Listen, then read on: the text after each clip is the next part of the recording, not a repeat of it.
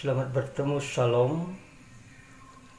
Pada saat ini cukup rumit pembahasan yang kita harus dengarkan lewat khotbah Bapak Pendeta Dr. K.A.M. Yusuf Roni.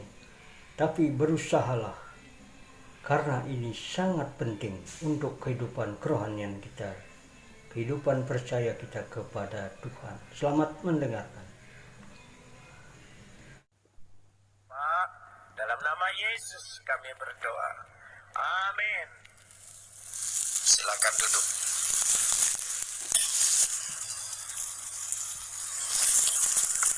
Salam. Pagi hari ini kita akan membaca firman Tuhan, mempelajari dan mendalaminya bersama, yang terambil dari kitab Ibrani, pasal yang ke-9, diawali dari ayat 19 sampai ayat 28. Ibrani pasal 9 ayat 19 sampai ayat 28. Kita akan membacanya saling sahut bersahutan. Saya akan awali ayat 19, jemaat menjawab ayat 20, dan seterusnya saling ganti bergantian sampai tiba pada ayat 28. Sebab sesudah Musa memberitahukan semua perintah hukum Tuhan kepada seluruh umat, ia mengambil darah anak lembu dan darah domba jantan serta air dan bulu merah dan hisop, lalu memerciki kitab itu sendiri dan seluruh umat. Ayat 20, sambil berkata, inilah darah perjanjian yang ditetapkan Allah bagi kamu. Dan juga kemah dan semua alat untuk ibadah dipercikinya secara demikian dengan darah. Dan hampir segala sesuatu disucikan menurut hukum Taurat dengan darah, dan tanpa penumpahan darah tidak ada pengampunan. Jadi segala sesuatu yang melambangkan apa yang ada di sorga haruslah ditahirkan secara demikian.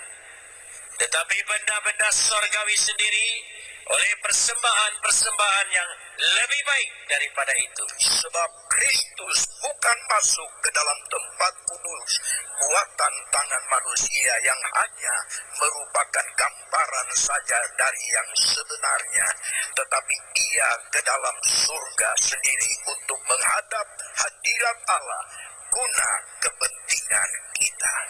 Dan ia bukan masuk untuk berulang-ulang mempersembahkan dirinya sendiri, sebagaimana imam besar setiap tahun masuk ke dalam tempat kudus dengan darah yang bukan darahnya sendiri. Sebab jika demikian, ia harus berulang-ulang menderita sejak dunia ini dijadikan. Tetapi sekarang ia hanya satu kali saja menyatakan dirinya pada zaman akhir untuk menghapuskan dosa oleh korbannya. Dan sama seperti manusia ditetapkan untuk mati hanya satu kali saja, dan sesudah itu dihakimi. Demikian pula Kristus hanya satu kali saja mengorbankan dirinya untuk menanggung dosa banyak orang. Sesudah itu dia akan menyatakan dirinya sekali lagi tanpa menanggung dosa untuk menganugerahkan keselamatan kepada mereka yang menantikan dia. Kapot leha Adonai Elohenu kapot leha. Segala kemuliaan ya Adonai Tuhanku, kemuliaan bagimu. Saudara-saudara yang dikasihi Tuhan, kita seringkali mendengar percakapan, perbedaan pemahaman, tekanan. Ada yang menyatakan bahwa keselamatan itu diperoleh oleh karena melakukan amal perbuatan baik. Tapi ada juga yang menyatakan, sebagian besar orang Kristen, bahwa kita menerima keselamatan semata-mata hanya karena anugerah kasih karunia saja. Sebenarnya kedua hal ini tidak perlu dipertentangkan. Karena kalau kita membaca Alkitab dan kitab-kitab suci lain secara utuh, kalau keselamatan itu hanya diperoleh oleh karena perbuatan, amal perbuatan kita, lalu di mana kedaulatan Tuhan, kuasa Tuhan yang menjadi pemilik sorga yang melakukan keselamatan? Pada ujungnya sesungguhnya juga oleh karena kasih karunia. Sebaliknya juga orang yang menerima keselamatan itu karena kasih karunia dan anugerah, bukan berarti dia tidak dituntut untuk melakukan perbuatan-perbuatan baik. Jadi dua-duanya tidak perlu dipertentangkan. Apalagi dalam dunia Kristen, kita seringkali mendengar rumusan perdebatan, sekali selamat, tetap selamat. Dan ada yang mengatakan keselamatan itu bisa hilang. Saudara, dua rumusan, dua istilah, dua pemahaman ini sesungguhnya secara eksplisit tidak ada kalimat itu di dalam Alkitab. Itu hanya pemahaman dan rumusan. Karenanya sesungguhnya kita tidak boleh terjebak hanya karena istilah dan rumusan manusia. Mengapa demikian? Manusia tidak sanggup merumuskan rencana Tuhan, hati Tuhan, kehendak Tuhan. Karena manusia terbatas sebagai manusia yang fana, mana mungkin bisa mencapai pikiran Tuhan yang kekal, keinginan Tuhan. Manusia dalam karakternya adalah manusia yang dikuasai oleh dosa. Dan tidak seorang manusia pun sanggup merumuskan pikiran dan hati Tuhan. Sementara keselamatan itu bukanlah yang bisa dirumuskan. Karena keselamatan itu adalah rencana Tuhan, kehendak Tuhan, keinginan Tuhan, hati Tuhan, hasrat Tuhan, kerinduan Tuhan, pikiran Tuhan. Tidak ada yang sanggup merumuskannya. Begitu luasnya keselamatan itu. Sehingga kita harus kembali kepada Alkitab. Alkitab berbicara secara utuh apa arti daripada keselamatan itu sendiri. Alkitab ingin menyatakan, karena tadi keterbatasan manusia, tidak ada yang sanggup semata-mata. Keselamatan ini adalah upaya, inisiatif ilahi, kemauan Tuhan. Dari situlah inisiatif itu berkembang, sehingga dari sejak semula telah dilambangkan. Dari zaman perjanjian lama, Musa telah mengatakan segala sesuatunya untuk menghadap Tuhan yang maha kudus, maha suci, dan menyadari manusia yang fana, manusia yang berdosa. Dan Tuhan senang dengan kekudusan dan ingin dengan kekudusan. Untuk menghampiri Tuhan itu dibuatlah berbagai cara. Tapi inti daripada cara itu ditegaskan pada ayat 22. Ditegaskan pada ayat 22. Dan hampir segala sesuatu disucikan menurut hukum Taurat dengan darah. Dan tanpa penumpahan darah tidak ada pengampunan. Itu esensinya dulu. Itu inti hakikatnya dulu.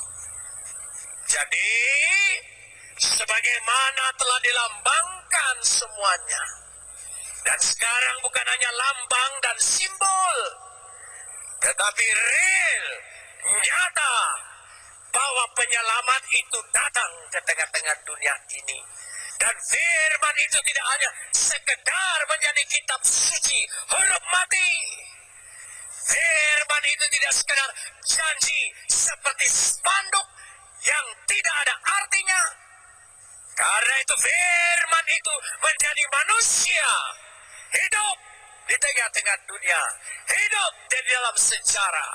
Dan dia hidup, dia melakukan karya Tuhan, kemauan Tuhan, keinginan Tuhan, kerinduan Tuhan. Hanya sang firman yang ada dalam diri Tuhan, yang tahu persis apa keinginan dan rencana Tuhan. Karenanya dia mati buat saya dan saudara. Siapa namanya? Yesus. Beri kemuliaan buat nama itu. Nama di atas segala nama. Karenanya mari kita melihat di sini apa sesungguhnya. Ayat 24 berkata, sebab Kristus bukan masuk ke dalam tempat kudus buatan tangan manusia yang hanya merupakan gambaran saja dari yang sebenarnya, tetapi ke dalam sorga sendiri untuk menghadap hadirat Bapa guna kepentingan kita. Penegasan yang begitu jelas sekali. Dikatakan di sini keselamatan itu begitu pasti, jaminan yang pasti dan tidak dapat diragukan lagi.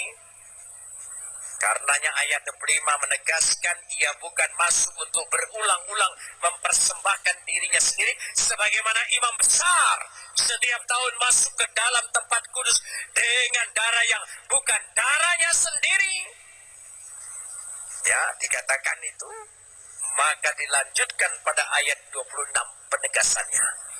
Sebab jika demikian ia harus berulang-ulang menderita sejak dunia dijadikan.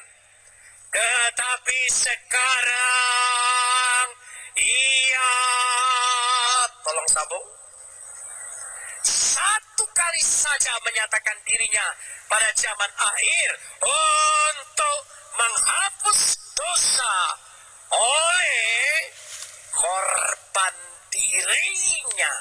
Bukan korbannya saja, saudara. Teks aslinya menyatakan ada kata pribadi yang jelas. Bukan korbannya, ya, tapi korban dirinya. Satu kali saja. Hanya satu kali saja. Ditegaskan dengan tegas. Satu kali. Hapak. H-A-B-A-X. Hafak. Hafak itu diterjemahkan sekali untuk selama-lamanya. Jadi sekali lagi, kata hafak di sini konsepnya sekali untuk selama-lamanya. Hafak. Ya, jadi dikatakan sekali untuk selama-lamanya. Hafak efisuntelia ton ainon ais atetesin dengan bukan korbannya, korban dirinya sekali saja. Sekali lagi kita cerna dengan baik, dia hanya mengorbankan dirinya sekali saja untuk pengampunan dan penghapusan dosa-dosa kita.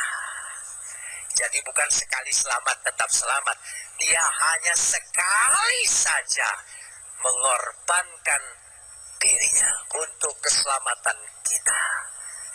Dan kita sekarang diperhadapkan dengan perjamuan kudus, diingatkan kembali korban kepastian yang sekali itu sudah menjadi milik kita, diingatkan kembali bahwa karya itu bukan hanya sekedar karya janji huruf mati, tapi pribadi yang hidup dan mati buat saya dan saudara, menebus saya dan saudara. Karena itu kita punya kepastian keselamatan di dalam Yesus Kristus. Amin. Kita lanjutkan sekarang ini. Kata satu kali itu berarti tidak berulang-ulang. Dicontohkan ayat 26, ayat 27. Dan sama seperti manusia ditetapkan untuk mati hanya satu kali saja. Jadi diibaratkan sama seperti manusia ditetapkan untuk mati hanya satu kali saja. Kaikat hoson apoketaitois anthropois, manusia anthropois, hapak apotanain.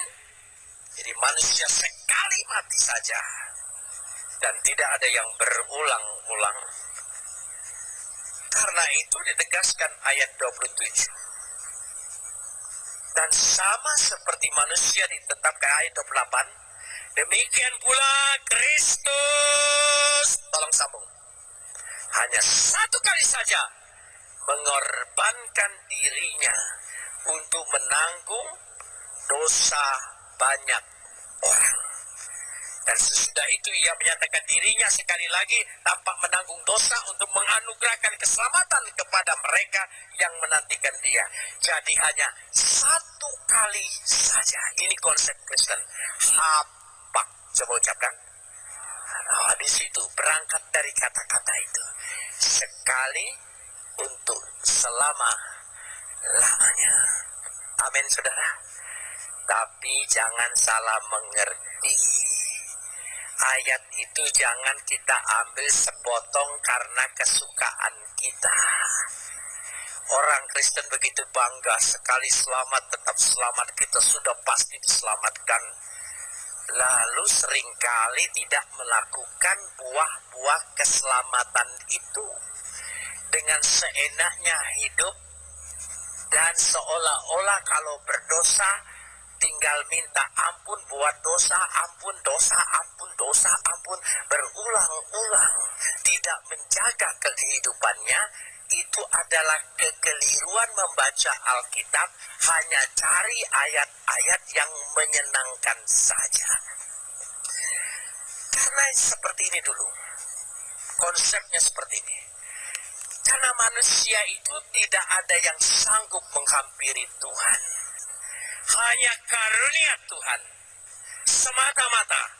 Kalau tidak belas kasihan dia, kemurahan dia, anugerahnya, rencananya, izinnya, tidak ada satu manusia pun dapat menghampiri tahta Tuhan. Sekali lagi, tidak ada satu manusia pun yang sanggup menghampiri tahta Tuhan. Tetapi yang dari tahta Tuhan, dari dalam diri Tuhan, firman itu menjadi manusia. Dialah yang menghampiri manusia. Itulah yang dimengerti anugerah. Saya kasih contoh. Ada cerita Tiongkok kuno, yaitu dalam sebuah kerajaan, ya, dan raja tinggal di istana. Istana tentunya bagus, baik. Dan di halaman istana itu ditanam satu pohon buah yang paling baik. Raja kalau menanam pohon-pohonan, buah-buahan, pasti buah-buahan yang terbaik, terenak, dan jarang ada bagi orang kebiasaan. Dan di halaman itu ditanam pohon yang berbuah. Dan tidak seorang pun boleh memakan buah itu, termasuk pengawal, tanpa seizin raja. Jika ada yang melanggar itu, hukumannya mati. Lalu ada seorang anak, rakyat jelata, tidak bisa menghampiri istana. Dia hanya berjalan di seberang istana. Dan tiap hari dia duduk di situ, melihat dan memandang pohon, ya, dan buahnya. Dan anak ini ingin sekali mengecap rasa buah itu apa sih, sampai orang lain tidak boleh. Dan anak raja setiap kali ke halaman melihat anak rakyat jelata itu ada di seberang sana, duduk hampir setiap hari di sana. Anak raja ini tertarik, apa sih kerjanya dia itu? Hanya duduk-duduk di situ. Akhirnya anak raja ini pergi menyeberang ke sana, keluar istana, dan bertanya dengan anak ini, kenapa kau selalu kulihat duduk di sini hampir setiap hari? Jawab anak itu, aku ingin merasakan buah yang ada di situ. Satu saja. Satu saja. Oh, tidak bisa. Tanpa izin raja, tidak mungkin. Ya, saya tahu. Memang tidak bisa dan tidak mungkin. Anak itu kembali ke istana. Dan suatu saat dia bercerita dengan ayahnya. Ayah lihat tidak. Ada anak rakyat yang di seberang sana duduk di sana setiap hari.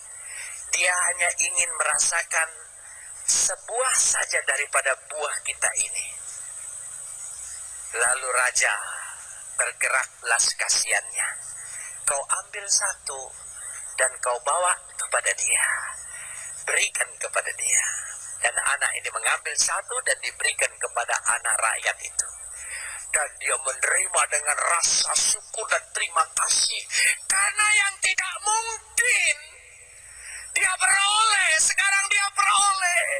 Dia makan perlahan-lahan, dia nikmati betul rasa buah itu. Dan setelah dia menikmati dan menghabisinya, dia berkata kepada anak raja ini, apa yang harus aku perbuat untuk membalas kebaikan daripada raja yang mengizinkan saya memakan buahnya? Aku akan buat, aku akan berikan diriku untuk menjadi budak raja, bekerja kepada raja. Dan raja mendengar itu, memanggil anak itu. Kalau begitu, tugasmu sekarang setiap hari membersihkan kotoran dan daun-daunan yang jatuh di bawah pohon ini. Semuanya harus bersih. Karena dia rasa syukur betul. Rasa yang tidak mungkin akhirnya dimungkinkan. Oh, dia jaga betul. Tidak dibiarkan oleh dia satu daun pun mengotori halaman itu. Dia segera ambil. Dan raja mengizinkan lebih istimewa lagi. Dan setiap buah yang jatuh, setiap hari dan sepuasnya, engkau boleh memakannya. Oh, dia tambah bersyukur lagi. Saudara mengerti maksudnya? Kita diselamatkan ini hanya karena anugerah, kemurahan, belas kasihan Bapa kita di surga. Setelah kita mengejar keselamatan, kita harus mengabdi, menyerahkan diri, berkarya, bekerja, menjaga diri sebersih-bersihnya. Dan apa hasilnya? Kita bisa menikmati buah anugerah itu dalam kehidupan kita. Hampir setiap hari, setiap saat, pertolongan Tuhan, perlindungan Tuhan, berkat Tuhan melimpah di dalam kehidupan orang percaya. Itu sebabnya orang yang menerima kasih karunia harus lebih lagi melakukan perbuatan baik di dalam hidupnya karena ingin menikmati setiap saat anugerah dan belas kasihan kasih karunia Tuhan. Tidak pernah habis-habisnya, bahkan berlimpah-limpah. Katakan apa? Amin. Itu penting sekali. Jadi bukan buat kebaikan Tuhan untuk kita berbuat baik. Karena itu ayat ini jangan dipotong. Penulis kitab Ibrani berkata hafal hanya satu kali saja. Tapi Rasul Paulus pun menekankan hal yang sama. Di dalam kitab Roma, kita baca Roma pasal yang ke-6. Kitab Roma pasal yang ke-6 dikatakan di situ pada ayat yang ke-10. Roma 6 ayat yang ke-10. Ya, kita lihat Roma 6 ayat 10.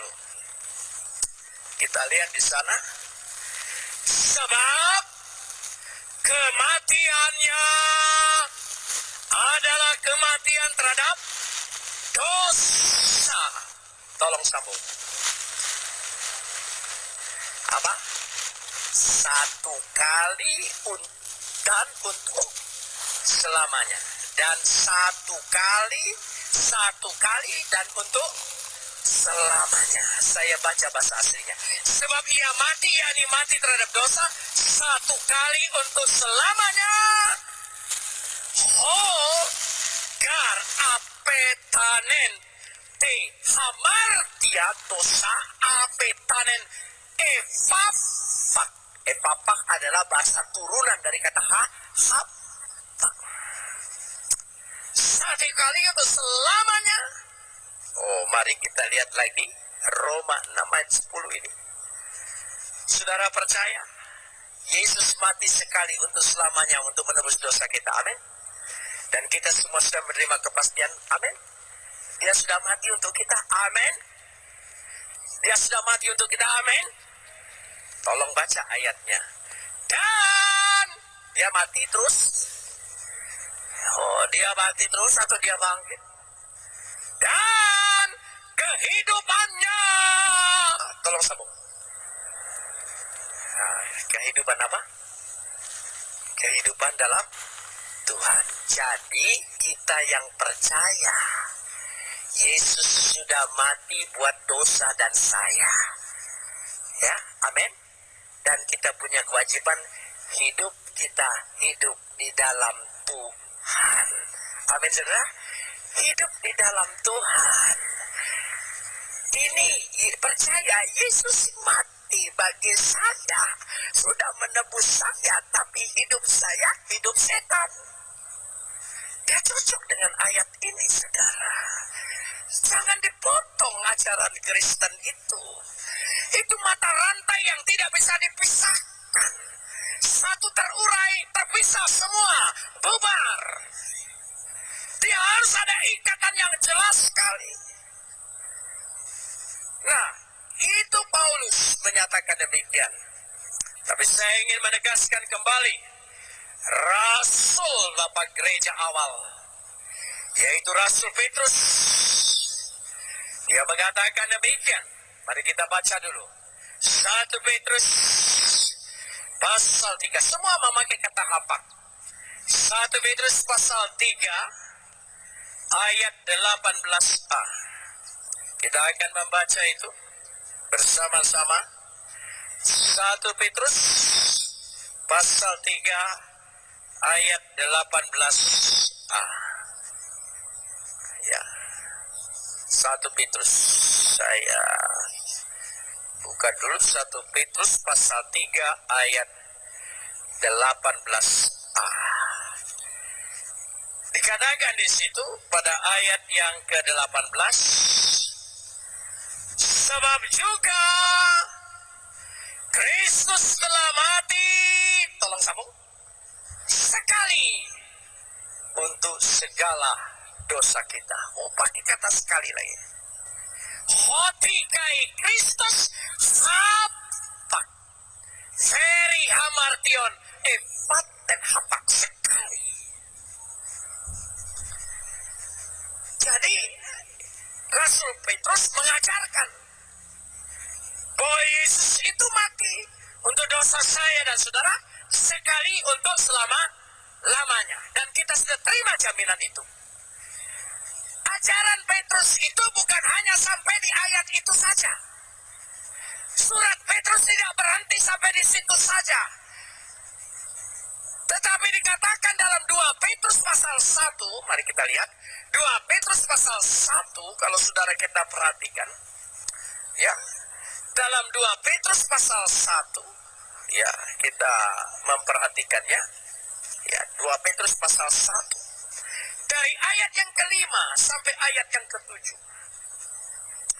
Orang yang sudah menerima keselamatan berarti menerima kuasa ilahi yang dianugerahkan kepadanya. Itu dari ayat yang ketiga. Ya, karena itu dia menganugerahkan janji-janjinya yang begitu berharga dan sangat besar, sangat dahsyat janjinya itu. Nah, ayat yang ke-5. Justru karena itu, justru karena engkau sudah menerima anugerah Allah, kodrat ilahi, anugerah keselamatan yang besar, yang dahsyat, yang hebat, yang tidak ada tandingannya, yang tidak ada ganggu gugatnya. Tapi ada kewajiban. Kamu harus dengar sambung. Sungguh-sungguh berusaha. Berusaha apa? Untuk menambah kepada apa? Iman. Jadi kalau kita tetap hidup di dalam Kristus, iman kita makin hari makin bertambah. Tambah kuat, tambah teguh. Satu, iman. Imanmu kepada apa? Kebajikan. Dua, kebajikan. Saudara mengerti kebajikan?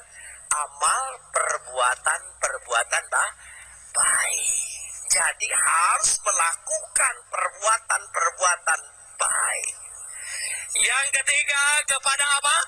Pengetahuan, hikmat, pengetahuan akan Tuhan, pribadi Tuhan, sabda Tuhan. Tidak akan habis-habisnya hikmat keluar dan ada di dalam diri kita kalau kita sungguh-sungguh hidup di dalam Tuhan. Dan pengetahuan kepada apa? Kepada apa? Penguasaan diri. Coba sama-sama. Sekali lagi apa? Jadi orang yang sudah diselamatkan itu adalah orang yang bisa menguasai diri. Makin hari makin ada. Dan itu dilakukan oleh pekerjaan Roh Kudus. Saudara percaya Roh Kudus sudah menguasai kita semua? Amin, saudara. Orang Betani paling hebat menjawab itu. Saudara sudah dikuasai Roh Kudus semua? Katakan lagi, saudara sudah dikuasai Roh Kudus semua? Saya bertanya, saudara dikuasai Roh Kudus atau saudara menguasai Roh Kudus? Ini saya lihat kecelakaan karismatik. Saudara, bukan dikuasai Roh Kudus tapi menguasai Roh Kudus. Hati-hati. Roh Kudus bagus sekali. Roh itu roh. Bahasa Yunaninya itu pneuma. Coba ucapkan. Pneuma. Bahasa Yunani pneuma diterjemahkan roh. Tapi pneuma juga diterjemahkan angin. Karena itu dalam kisah Rasul. Ya, ketika Roh Kudus itu turun di antara murid, lalu datang angin. Jadi dua ini tidak bisa dipisahkan. Jadi Roh Kudus itu sama dianalogikan dengan angin. Saudara kalau dikuasai oleh Roh Kudus, pertama saya lihat angin itu energi. Kenapa tidak energi? Negeri Belanda negeri yang paling banyak angin.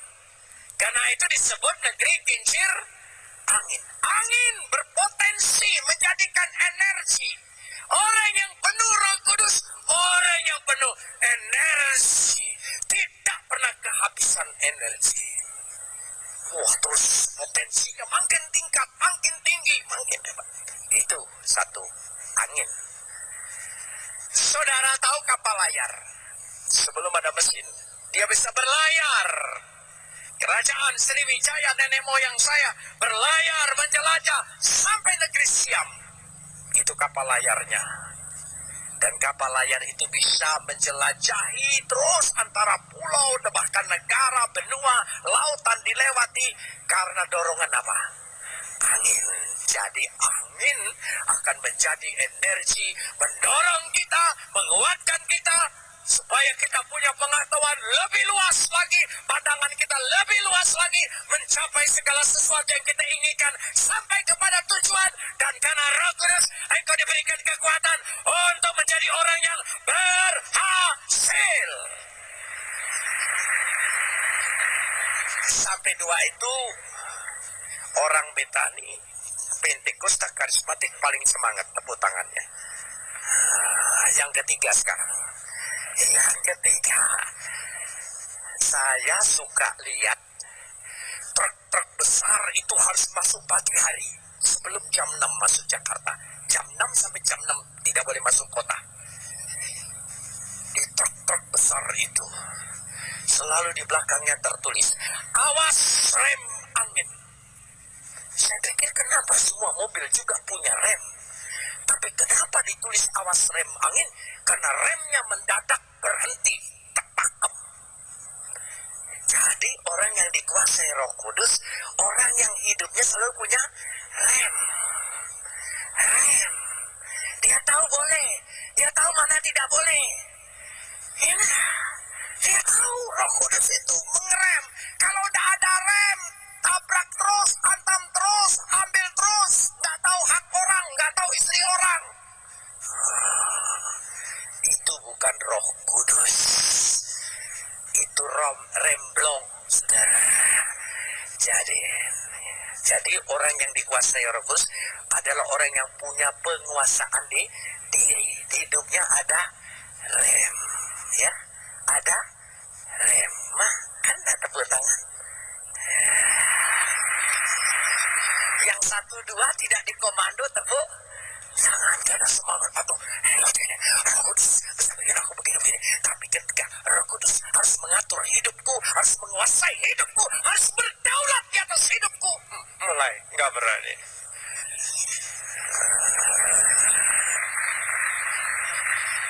Saya bukan tidak percaya karunia roh, termasuk bahasa lidah. Sangat-sangat saya percaya.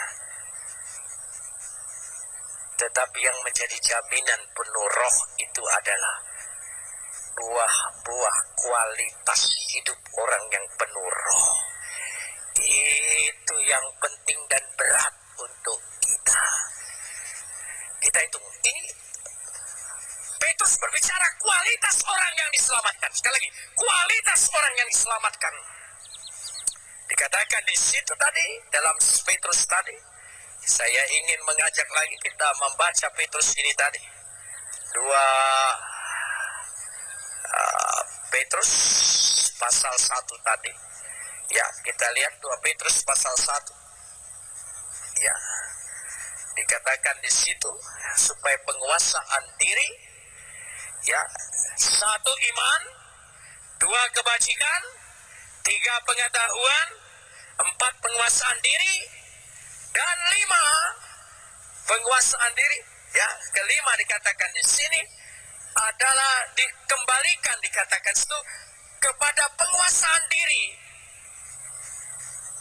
Sebetulnya bahasa aslinya ketabahan. Ketabahan, ketekunan, kesalehan, dan yang ke-8 adalah kasih. Itu ciri-ciri kualitas orang yang sudah pasti diselamatkan. Orang yang percaya hidupnya beroleh kepastian keselamatan, hidupnya harus nampak punya kualitas orang yang diselamatkan. 8 tanda itu yang terpenting. Dan itu yang cukup berat. Kita perlu Roh Kudus memberikan kekuatan kepada kita untuk memampukan kita melakukan itu semua. Amin. Amin. Ya. Saya selalu bilang begini, hidup ini tidak boleh lagi bersandiwara. Sekali lagi saya ngomong. Gereja Betani, gereja Pentakosta, gereja karismatik sangat percaya tentang akhir zaman. Saking percayanya, dibuat macam-macam pelajaran supaya jemaatnya takut begitu. Oh, akhir zaman, akhir zaman, akhir zaman. Akhir zaman bagi konsep Kristen bukan berarti kiamat. Akhir zaman kedatangan Yesus yang kedua kalinya. Kalau kiamat menakutkan enggak?